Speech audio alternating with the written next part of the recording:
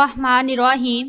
दाई हलीमा ने पैगंबर हज़रत मोहम्मद सल्लल्लाहु ताला अलैहि वसल्लम की परवरिश 2 साल की बजाय 4 साल तक की थी, और जब पैगंबर हज़रत मोहम्मद सल्लल्लाहु ताला अलैहि वसल्लम की उम्र मुबारक 4 साल की हुई तो दाई हलीमा के घर से आपकी वालिदा हज़रत आमना आपको लेकर वापस आ गईं। अब नाजरीन, आज की इस वीडियो में हम आपको इसके आगे का वाक़या बताने वाले हैं, तो चलिए नाजरीन शुरू करते हैं। पैगंबर हज़रत मोहम्मद सल्लल्लाहु ताला अलैहि वसल्लम की उम्र मुबारक जब 4 साल की हुई थी तो आप मक्का में वापस आ गए, और उसके बाद आप अपनी वालिदा हज़रत आमना रज़ियल्लाहु ताला अन्हा के पास रहने लगे। उसके बाद ज़िंदगी के दिन बीतते चले गए। सन 575 या 576 में जब आपकी उम्र 5 या 6 साल के बीच हुई, तब आप अपनी माँ हज़रत आमिना के साथ और अपने दादा अब्दुल मुत्तलिब के साथ मदीना की तरफ निकले। मदीने में आपके लिए 2 खास बातें थीं। एक तो ये कि मदीना में आपके वालिद हज़रत अब्दुल्ला की कब्र मुबारक थी, और दूसरी बात ये है कि मदीना में आपके दादा हज़रत अब्दुल मुत्तलिब का ननियाल भी था। नाजरीन, उस ज़माने में सफ़र 1-1 महीने या 1.5 महीने का हुआ करता था, इसीलिए आपका ये सफ़र भी तकरीबन महीने भर का ही था। 1 महीने के बाद जब आप पलट कर वापस मक्का की तरफ आ रहे थे तो आपकी ज़िंदगी में जो वाक़या पेश आया, जिसको देखकर आपके दादा हज़रत अब्दुल मुत्तलिब भी रोने लगे। अल्लाह के पैगंबर सल्लल्लाहु ताला अलैहि वसल्लम को अपने बचपन की उम्र में ही आपको दूसरा बड़ा झटका लगा, और अल्लाह ने आपको एक और आजमाइश में डाल दिया। नाजरीन, हुआ ये कि जब आप 1 महीने के बाद मदीना से वापस मक्का आ रहे थे तो रास्ते में ही आपकी माँ, आपकी वालिदा हज़रत आमिना रज़ियल्लाहु ताला अन्हा की तबीयत बिगड़ गई और वो बुरी तरह से बीमार पड़ गई, और उसके बाद उनका इंतकाल हो गया। मक्का और मदीना के बीच अबवा नाम की एक जगह है, वहीं पर हज़रत आमिना को दफन किया गया, और इस तरह से आप 6 साल की उम्र में ही यतीम हो गए। आपकी इस हालत को देखकर आपके दादा हज़रत अब्दुल मुत्तलिब बहुत परेशान हुए और वो रोने लगे। एक तो ये कि आपकी पैदाइश के कुछ दिन पहले आपके वालिद हज़रत अब्दुल्ला का इंतकाल हो गया था, पर अब दूसरा झटका ये लगा कि आपकी उम्र अभी 6 साल की भी नहीं हुई थी कि आपकी वालिदा का भी इंतकाल हो गया। ये देखकर आपके दादा हज़रत अब्दुल मुत्तलिब को बहुत दुख हुआ, मगर वो भी क्या करते। मरना और जीना तो खुदा के हाथ में है, और एक दिन तो सबको मरना है।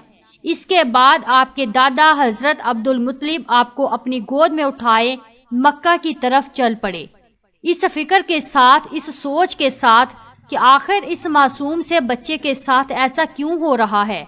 नाजरीन, आप ज़रा खुद सोच कर देखिए, इन बच्चों पर क्या बीती होगी जो बचपन में ही यतीम हो जाते हैं, जिनके वालिद और वालिदा का इंतकाल बचपन में ही हो जाता है।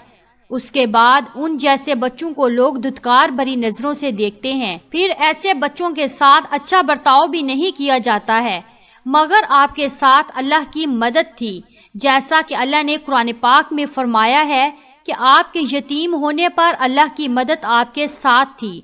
इसी वजह से आपके साथ अच्छा मामला पेश आया और अल्लाह ने आपको सहारा भी दिया। उसके बाद आपके दादा हज़रत अब्दुल मुत्तलिब आपको गम के साथ लेकर मक्का में पहुंचे। आपके घर के अंदर गम का माहौल था।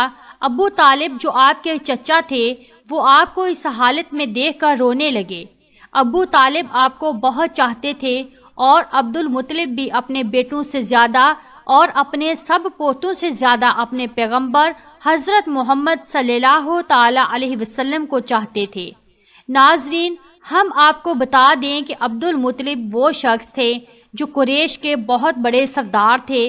आपकी लोग सबसे ज़्यादा इज्जत किया करते थे।